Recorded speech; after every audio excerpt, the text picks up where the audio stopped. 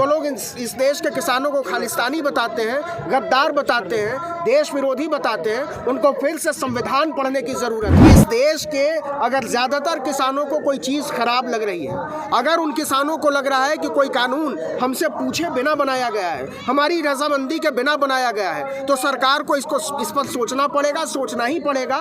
इस देश के किसान जो है ना, ये कोई गुलाम नहीं है। जिस तरीके से कनाडा के प्रधानमंत्री ट्रूडो उन्होंने अपना बयान पलट दिया है, तो उन्होंने 2 महीने पहले किसानों के समर्थन में बोला था।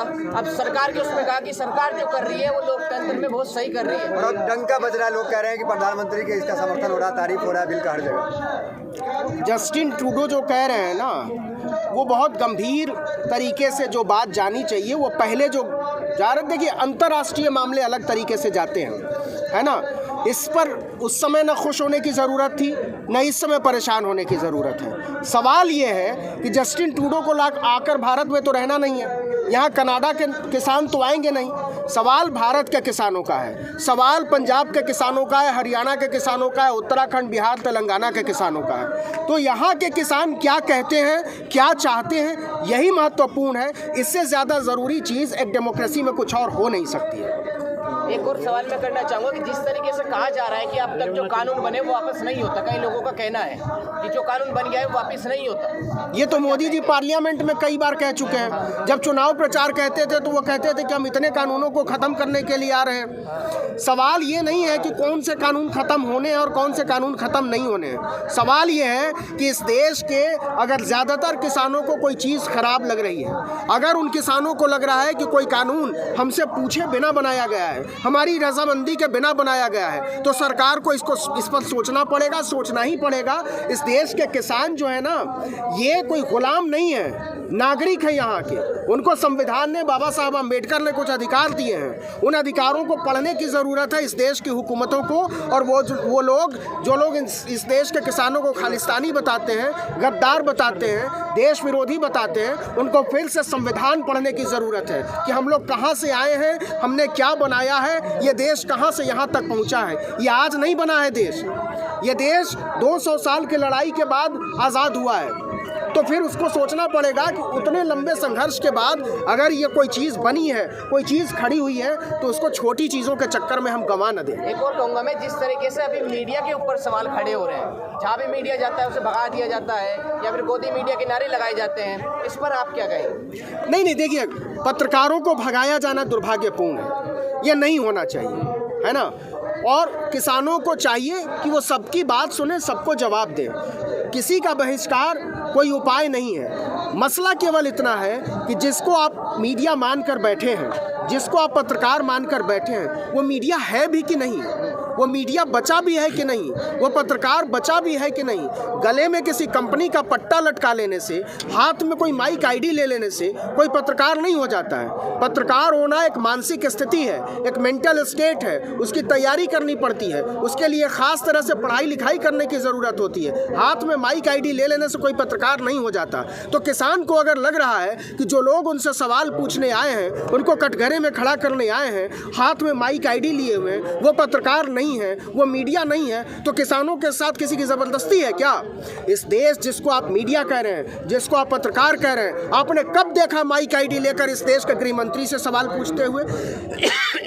आपने कब देखा माइक आईडी लेकर इस देश के प्रधानमंत्री से सवाल पूछते हुए? क्या हमने नहीं देखा है कि मंत्री और बीजेपी के छोटे छोटे नेता भी कैसे पत्रकारों के साथ बदसलूकी करते हैं? तो तब तो आप सवाल नहीं उठाते। आज अगर किसान बात नहीं करना चाहता है तो आप कहते हैं कि ये गड़बड़ बात है, ये ठीक नहीं। लेकिन हमारी मीडिया का सर, आप एक पत्रकार है और इन दिनों मीडिया का जो स्तर आप देख रहे हैं, क्यों लगता है कि मीडिया स्तर इतना क्यों गिरा? नहीं, मीडिया जिस मीडिया की आप बात कर रहे हैं ना साथी, जिस स्तर की आप बात कर रहे हैं, आप देखिए, मीडिया वही नहीं है, मीडिया हमेशा वही नहीं रहता है। देश, परिस्थितियाँ एक सतत प्रक्रिया से बनती हैं। जो चीज़ें कल थी वो आज नहीं है, वो कल नहीं होंगी। इस देश में बड़े बड़े अखबार जो निकलते थे आज नहीं निकलते हैं। आप बताइए, पटना से निकलने वाला सर्चलाइट अखबार कहाँ छपता है? उत्तर प्रदेश का सबसे बड़ा अखबार हुआ करता था, आज अब बताइए पिछले कितने साल से आपने नहीं पढ़ा है? इस देश का पहला टेलीविजन चैनल BITV आज से कितने साल पहले बंद हो चुका है। तो जो कल था वो आज नहीं है। आप क्यों मानकर बैठे हैं कि जो फिल्म सिटी से चलने के स्टूडियो से चलने वाले मीडिया घराने वही मीडिया है? कोई नया मीडिया खड़ा होगा, आप खड़े होंगे, हम खड़े होंगे, कुछ नई चीजें बनेंगी। वो बंद इसलिए हुआ कि जनता पसंद नहीं कर रही है, लेकिन आज जो मौजूदा चैनल है उसको तो लोग पसंद कर रहे हैं, उसकी TRP सबसे ऊपर है, लोग तो उसी को देखिए साथी, मैं 20 साल TRP के धंधे में रहा हूँ, है ना।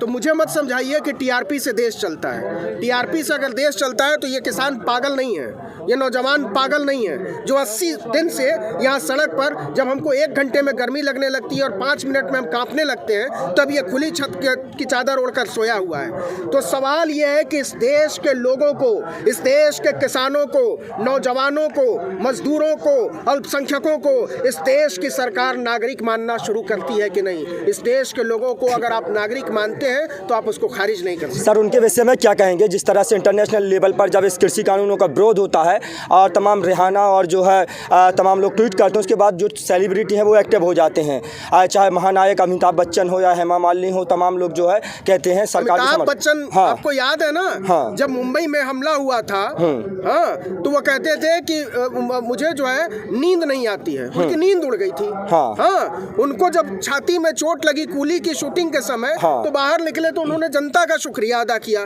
जब उनको कोरोना हुआ और पड़े हुए थे अस्पताल में, पूरा परिवार पड़ा हुआ था, तो लोगों ने दिन रात उनके लिए अच्छी सेहत के लिए दुआएं मांगी। ये अमिताभ बच्चन, ये शाहरुख खान और ऐसे तमाम लोग, ये कलाकार नहीं है। ये लोग कलाकार नहीं है। कलाकार बहुत संवेदनशील होता है, वो समाज के मुद्दों से जुड़ा होता है, वो समाज से संवाद करता है। और जिस आप रियाना की बात करते हैं या ABCD जिस किसी की भी बात करते हैं, ये लोग समाज से कटा हुआ आदमी कलाकार कैसे हो सकता है? उसको अगर आप इतिहास पढ़ेंगे तो इतिहास में भांड हुआ करते थे, है ना। वो राजा को खुश करने के लिए नाचता था, गाता था, कविताएं लिखता था, उसी के लिए काम करता था। तो आप उनको कलाकार मानना छोड़ दीजिए, ऐसे कलाकारों को खारिज कीजिए जो जनता के साथ खड़ा नहीं है, जनता का इस्तेमाल करता है। स्वतंत्र पत्रकारों पर लगातार हमला हो रहा है। स्वतंत्रता पर कभी हमला हो सकता है? आज़ादी बाहर नहीं है दोस्त, आज़ादी इधर है, कलेजे में, दिल में, वो धड़कती है, वो ख़त्म नहीं हो सकती है। किसी के ख़त्म कर देने से ख़त्म नहीं होती है। वो हुक है, वो तड़प है, वो हर एक के सीने में है। आज़ादी खाने पीने, हवा पानी से भी ज़रूरी चीज़ है। आज़ादी के बिना आदमी ज़िंदा नहीं रह सकता है। वही तो अभी लगातार गिरफ्तारियां तो हो ही रही हैं। अब जब हम लोग गिरफ्तारी खुश होने की ज़रूरत है गिरफ्तारियों पर, इसको सेलिब्रेट करने की ज़रूरत है कि आपकी आवाज़ इतनी इम्पोर्टेंट हो गई है कि सरकार को दिक्कत हो रही है, आपके घरों पे छापा मारना पड़ रहा है, आपको अरेस्ट करना पड़ रहा है, आपको डराना पड़ रहा है, धमकाना पड़ रहा है। इससे बेहतर स्थिति क्या हो सकती है यार? एक पत्रकार जब गिरफ्तार होता है ना, तो उसको एक पत्रकार की गिरफ्तारी अगर जनता के साथ खड़े होने की वजह से है तो ये उसके लिए तमगा है, मेडल है, उसको माथे से लगाना चाहिए। आप पत्रकारों पे हमलावर हैं कहें, या फिर उन पत्रकारों को प्रधानमंत्री मोदी इंटरव्यू देते हैं, राष्ट्रवादी पत्रकार कहा जाता है उनको, तो क्या हो गया? प्रधानमंत्री का भी विशेषाधिकार है, वो किसको इंटरव्यू देंगे नहीं देंगे ये उनका विशेषाधिकार है। किसान किससे बात करेगा नहीं बात करेगा उनका विशेषाधिकार है। तो ये सब तो चीज़ें चलती रहेंगी, डेमोक्रेसी के लिए बड़ी खूबसूरत चीज़ है। लगातार 80 दिनों से किसान रोड पर है, तमाम लोग देख रहे हैं। प्रधानमंत्री जी ने 77वें दिन ये इस बात को कहा कि ये जो कानून है, इस कानून को किसी पे थोपा नहीं जा रहा है, जिसका दिल करे माने, नहीं तो मत मानो। नहीं, ऐसा नहीं कहा उन्होंने तो साफ साफ कहा है कि इसको मान लीजिए। आने वाले दिनों में देखेंगे कि क्या गड़बड़। ये तो वैसी बात है कि खाई है, आपने कहा कि इसमें कूद जाओ, आपको पता है कि मर जाएंगे, तो कहा जाए कि मर जाने के बाद देखेंगे क्या करना। अरे तो मर जाने के बाद दफन ही तो करोगे ना, जलाओगे ही ना, कि कोई और दूसरी तीसरी चीज होती है। इस होशियारी को समझने की जरूरत है। ये भी तो कहा राज्यसभा में कि किसान हमारे दिल में है। हाँ, दिल ही में है, उसको दिमाग में रखने की जरूरत है। सर, जब विदेशों में कुछ होता है तो कहते हैं प्रधानमंत्री मोदी का डंका बज रहा है, और जब विदेशों से लानत आती है, हाँ, बहुत लोग नाचते हैं, हाँ, कहते हैं डंका बजता है, और जब विदेशों से लानत आती है तो कहते हैं हमारा, हाँ, कहते हैं हमारा आंतरिक मामला है, हाँ, और जब विदेशों से लानत आती है तो कहते हैं हमारा आंतरिक मामला है, आपको जो है हमारे आंतरिक मामलों में पड़ने की जरूरत नहीं है। उन्होंने जाकर डंका बजाया था। हाँ, हाँ, अब की बार आउडी ट्रम्प मोदी हुआ सरकार। था ना, अब की बार ट्रम्प सरकार। हाँ। ट्रम्प का क्या हाल हुआ है आप लोगों ने देख लिया है। अभी और इंतजार कीजिए, समय आगे बढ़ता है ना, बाल नीचे की तरफ आता है, पीछे की तरफ नहीं जाता है। तो देखते हैं क्या होता है। सर, आंदोलन में न मेन स्ट्रीम मीडिया है, न जो देश के मुख्य चेहरे यार- जैसे अक्षय कुमार, सचिन तेंदुलकर, भारत रत्न मिला, कोई नहीं, फिर आंदोलन को बल कैसे देखो वो सब भगवान है, आदमी नहीं है। भगवान से कोई सवाल नहीं करना चाहिए, भगवान कैसे? उनकी पूजा होती है। हाँ, क्रिकेट के भगवान हैं। शुक्रिया सर। बोलना चाहिए ना किसानों को। किसको?